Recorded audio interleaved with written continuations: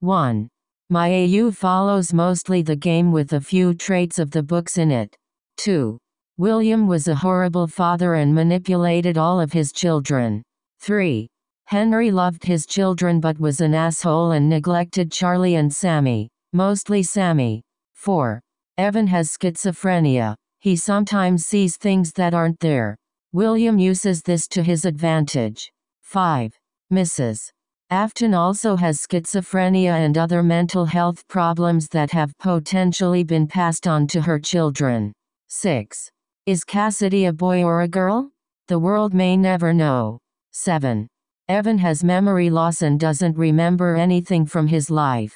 8.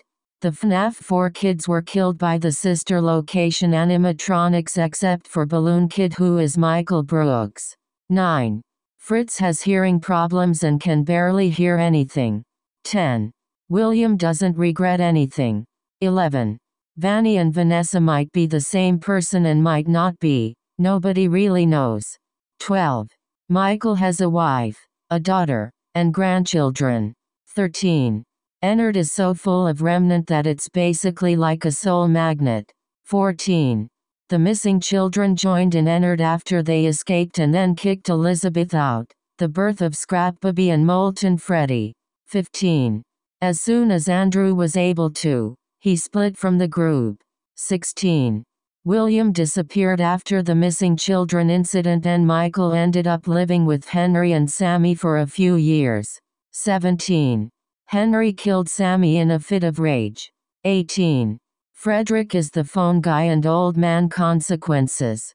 19. William and Jeremy are in control of Glitchtrap. William just has more control. 20. Michael and Elizabeth are super close. 21. The Tormentors are actually good friends. 22.